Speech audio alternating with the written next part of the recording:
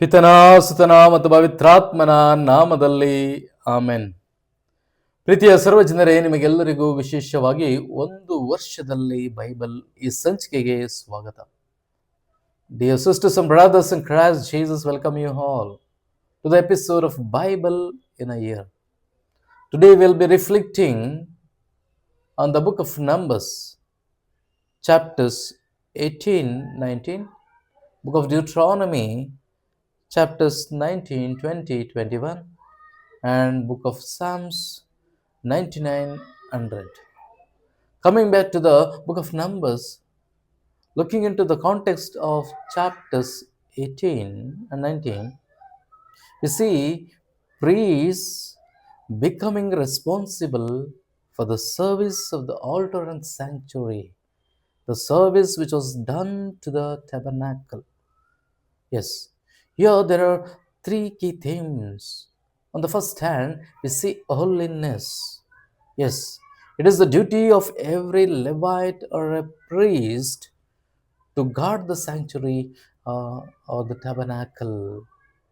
Yes, and provision was given to Levites, and for them it was offering or the tithes were given for the livelihood and accountability.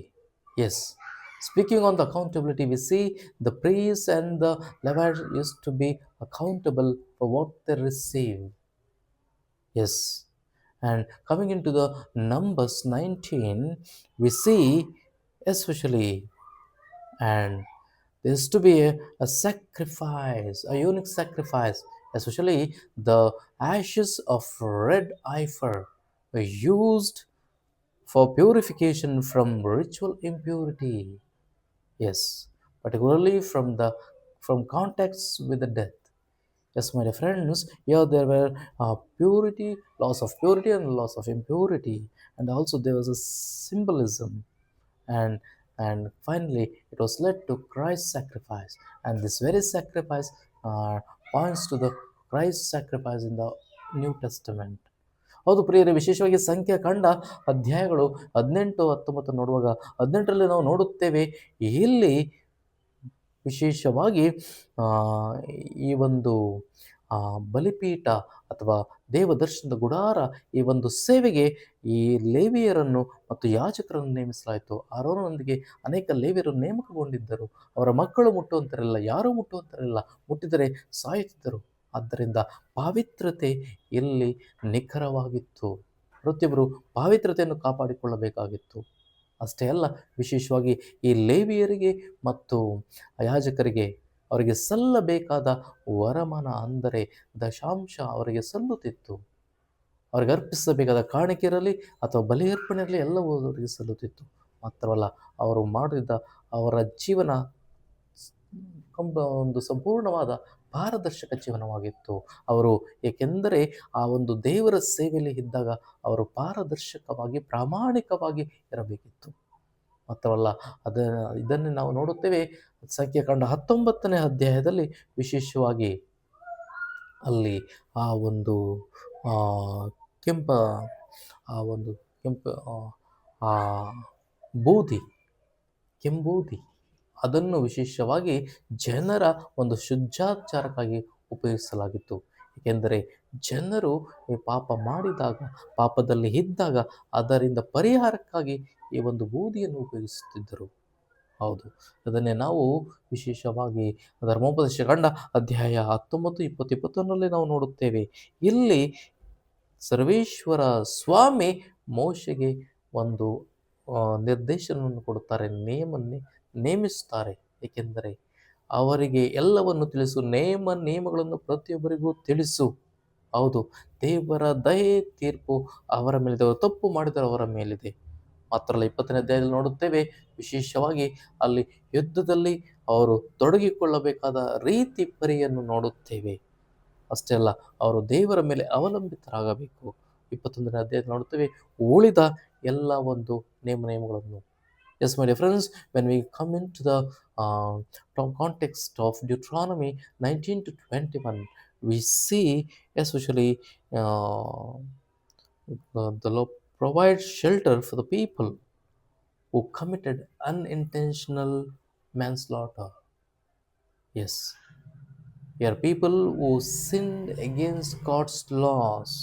Yes, but at the same time, the justice's mercy were completely upon the people. God forgave them. Yes. And in chapter 20, we see the rules of warfare.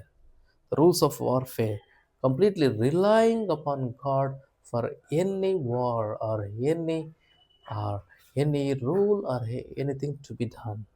Yes, trusting only in the Lord, and Lord's compassion was upon the people. And coming to Deuteronomy 21, we see miscellaneous laws regarding justice, human dignity, and family order.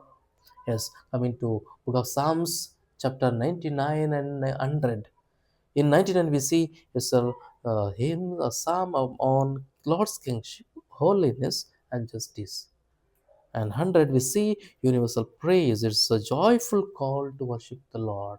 It's a universal praise to the Lord. It's a God's and it's a God's cry. It's a God's sovereignty, and we see the gratitude towards the God, towards Lord. ಅದು ಪ್ರಿಯರ ವಿಶೇಷವಾಗಿ ಕೀರ್ತನೆ 99 ಹಾಗೂ 100ರಲ್ಲಿ ನಾವು ನೋಡುತ್ತೇವೆ. 99ನೇ ಕೀರ್ತನೆ ವಿಶೇಷವಾಗಿ ದೇವರನ್ನು ಹೊಗಳುವಂಥ ಕೀರ್ತನೆ ಆಗಿದೆ. ಹಾಗೂ ದೇವರ ತೀರ್ಪನ್ನು, ದೇವರ ಸಾರ್ವಭೌಮತ್ವವನ್ನು ಉದಾರತೆ ನೋಡುವಂಥ ಕೀರ್ತನೆ. ಅದೇ ರೀತಿ ಕೀರ್ತನೆ 100 ವಿಶೇಷವಾಗಿ ಆ ಒಂದು ಇಡೀ ದೇವರು ಸೃಷ್ಟಿಸಿದ ಸರ್ವಸ್ವದ ಸೃಷ್ಟಿಯನ್ನು ಮಹಿಮೆಪಡಿಸುವಂಥ ಕೀರ್ತನೆ ಮಾತ್ರವಲ್ಲ, ದೇವರ ಒಳಿತನ್ನು, ಔದಾರ್ಯವನ್ನು ನೆನೆಸುವಂಥ ಕೀರ್ತನೆ ಹಾಗೂ ದೇವರಿಗೆ ನಮಗಿರುವ ಒಂದು ಕೃತಜ್ಞತೆಯನ್ನು ಇಲ್ಲಿ ವ್ಯಕ್ತಪಡಿಸುತ್ತೇವೆ. ಆದ್ದರಿಂದ ಪ್ರಿಯರೇ, ವಿಶೇಷವಾಗಿ ಈ ಎಲ್ಲ ಅಧ್ಯಾಯಗಳು ನಮಗೆ ತಿಳಿಸುವುದೇನೆಂದರೆ ದೇವರು ಪವಿತ್ರರು, ನಾವು ಪವಿತ್ರತೆಯನ್ನು ಕಾಪಾಡಿಕೊಳ್ಳಬೇಕು. ದೇವರ ಸೇವಕರಾಗಿ, ದೇವರ ಯಾಜಕರಾಗಿ ಮಾತ್ರವಲ್ಲ, ಇಂದು ನಮಗೆ ಅನೇಕ ನಿಯಮಗಳಿವೆ. ಯಾಜಕರಾಗಿ ಹೇಗೆ ನಾವು ಪಾರದರ್ಶಕ ಜೀವನ, ಪ್ರಾಮಾಣಿಕ ಜೀವನವನ್ನು ಕಾಪಾಡಿಕೊಳ್ಳಬೇಕು. ಅದಕ್ಕಾಗಿ ವಿಶೇಷವಾಗಿ ಇಂದು ಈ ಸಂಚಿಕೆಯಲ್ಲಿ ನಾವು ಕೇಳೋಣ. ಪಾರದರ್ಶಕತೆ, ಪ್ರಾಮಾಣಿಕತೆ, ಪಾವಿತ್ರತೆಯಿಂದ ಬಾಳೋಣ. ಪಿತನಾ, ಸುತನ ಮತ್ತು ಪವಿತ್ರಾತ್ಮನ ನಾಮದಲ್ಲಿ ಆಮೇನ್.